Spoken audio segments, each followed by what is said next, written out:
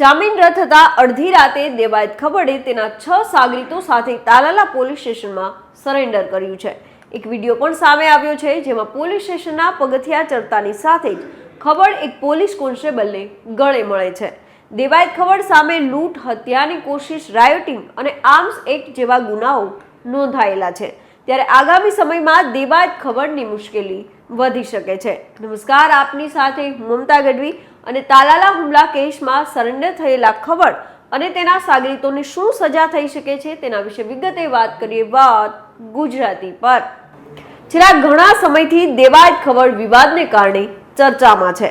તાલાલામાં હુમલા કેસમાં દેવાયત ખબર જામીન પર બહાર હતા, પરંતુ તાલાલા પોલીસ સ્ટેશને જામીન રદ કરવાની રિવિઝન અરજી દાખલ કરતા સેશન્સ કોર્ટે તેને માન્ય રાખી છે। કોર્ટે આરોપીઓના જામીન રદ કરતાની સાથે જ તપાસ માટે 7 દિવસના રિમાન્ડ પણ મંજૂર કર્યા છે। દેવાયત ખબરે કોર્ટના ચુકાદા સાથે પોતાના 6 સાગરીતો સાથે મધરાતે 2 વાગ્યે સરેન્ડર કર્યું છે। ત્યારે આજે તમામ આરોપીઓનું મેડિકલ ચેકઅપ છે તે કરવામાં આવશે। મંજૂર થયેલા 7 દિવસના રિમાન્ડ દરમિયાન પોલીસ આરોપીઓ પાસેથી આચરેલા ગુનાની વિગતો અને પુરાવાઓ એકત્રિત કરશે। સરેન્ડર બાદ સરકારી વકીલે જણાવ્યું હતું કે વેરાવળ સેશન્સના આદેશ મુજબ દેવાયત ખબરને તારીખ 17 સપ્ટેમ્બર સુધી રિમાન્ડ પર મોકલવામાં આવ્યા છે। દેવાયત ખબર કોર્ટમાં હાજર ન હોવા છતાં તેના વકીલ દ્વારા જામીન રદ થવા અને રિમાન્ડ મંજૂર કરવા સામે કોઈ વાંધો ન હોવાનું લેખિતમાં જણાવવામાં આવ્યું હતું, જેને કોર્ટે આરોપીની સંમતિ તરીકે ગણ્યું હતું।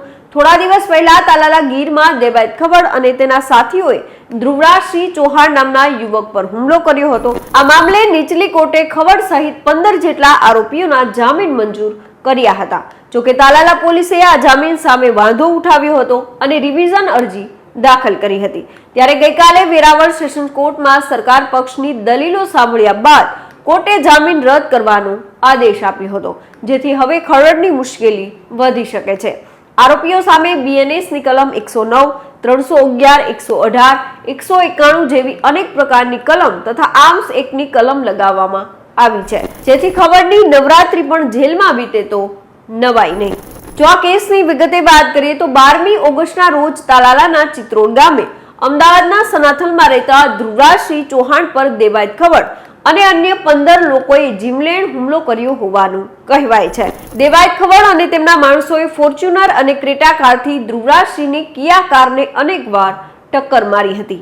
ત્યારબાદ લોખંડના ધોકાથી ગાડીના કાચ છે તે ફોડી નાખ્યા હતા અને દેવાયત ખબરે તેના સાગરીતો સાથે હુમલો કર્યો હોવાનું કહેવાય છે। ઇજાગ્રસ્ત ધ્રુવરાજસિંહને પહેલા તાલાલા, ત્યારબાદ જૂનાગઢ સિવિલ હોસ્પિટલમાં ખસેડવામાં આવ્યા હતા। મોડી રાત્રે પોલીસે દેવાયત ખબર સામે ફરિયાદ નોંધી અને તેને ઝડપી લેવા કવાયત તેજ કરી હતી। જોકે દેવાયત ખબરે જૂની અદાવતમાં આ હુમલો કર્યો હોવાનું પણ કહેવાય છે। થોડા સમય પહેલા સનાથલ ખાતે એક ડાયરાના કાર્યક્રમમાં દેવાયત ખબર હાજર ન રહેતા તેની કાર પર હુમલો થયો હતો।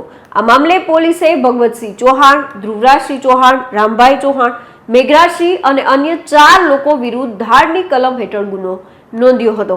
બીજી તરફ હુમલો કરનાર આરોપી પૈકીના એક આરોપી ભગવતસિંહે પણ દેવાયત ખબર વિરુદ્ધ 8 લાખ રૂપિયાની છેતરપિંડીની ફરિયાદ દાખલ કરી હતી।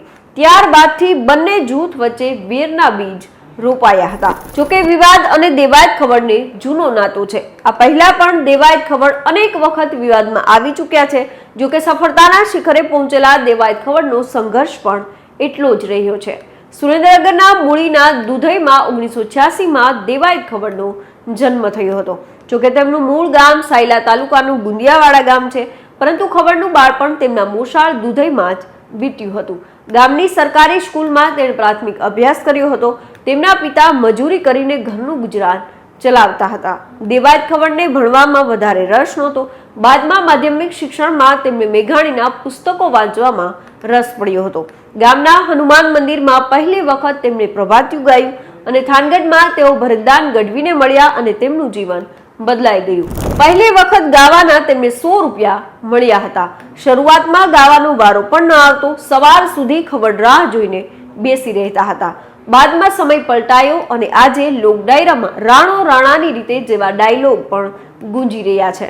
લાખોની સંખ્યામાં દેવાયત ખબરના ચાહકો છે। ત્યારે હાલ તો ખબરના જામીન રદ થતા ચાહકોને પણ આંચકો લાગ્યો છે। તો આ અંગે આપ શું માની રહ્યા છો અમને કોમેન્ટ કરીને જરૂર જણાવશો। તો અત્યારે બસ આટલું જ। ફરી કંઈક આવી અજાણી વાતો આપના સુધી પહોંચાડતા રહીશું અને મળતા રહીશું વાત ગુજરાતી પર।